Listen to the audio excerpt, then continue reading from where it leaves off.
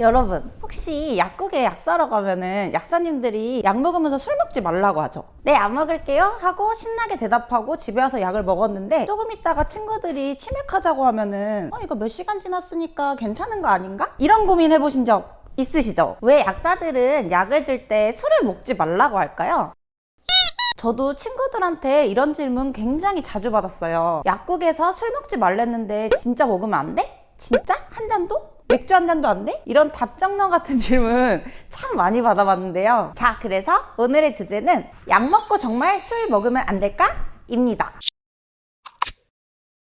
일단 약물이 몸 안에서 흡수가 되고 배설이 되는 과정에서 간을 거치게 되는데, 다들 아시다시피 술도 간을 통해서 걸러지잖아요. 그러니까 약물이 배설되는 과정에 당연히 문제가 생길 수밖에 없고 간에도 굉장히 부담을 주게 됩니다. 그러니까 약국 입장에서는 보수적으로 술 먹지 마세요 라고 할 수밖에 없다는 사실. 사람에 따라서 또 약에 따라서 얼마나 몸에 무리가 가는지는 다 다르거든요. 그런데 또 살다 보면 꼭 가야 되는 회식 자리도 있고, 또 약을 굉장히 장기간 드시는 분들 많잖아요. 그러면 그 오랜 기간 동안 술을 먹지 말라는 거냐 하고 화가 나시는 분들 계실 텐데요. 저라도 화가 날 것 같아요. 그래서 제가 술과 함께 먹으면 특히 주의하셔야 될 약들 몇 가지를 알려드릴게요.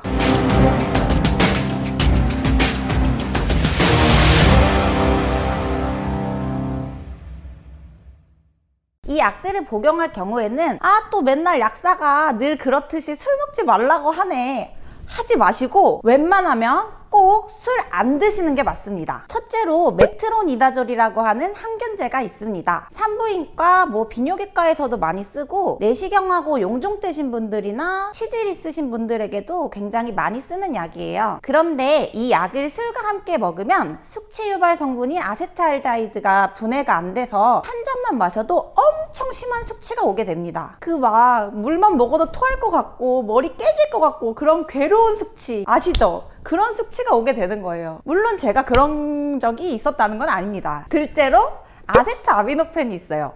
일명 타이레놀로 굉장히 잘 알고 계실 텐데요. 개보린, 펜잘, 팜피린, 종합감기약 다 들어가 있어요. 술이랑 이런 약을 같이 먹으면 약이 제대로 잘 분해되지 못하고 간에서 독성을 일으킬 수가 있습니다. 이런 약들은 굉장히 흔하게 먹는 약이니까 꼭 알고 계시면 좋겠습니다. 셋째로 먹는 무좀약인 인트라코나졸 같은 경우에는 술이랑 같이 드시면 간에 치명적으로 부담을 줍니다. 그래서 술을 너무 좋아하시거나 원래 간 쪽에 문제가 있으신 분들은 병원에서도 바르는 무좀약을 처방을 해주시더라고요. 특히 이런 무좀약은 몸 안에서 다른 약들에 비해 좀 오래 남는 성격의 약이라서 약 복용을 중단하고도 일주일 정도는 술을 안 드시는 게 부담을 최대한 줄이는 방법입니다. 여러분, 저도 술 진짜 참 좋아하는데요.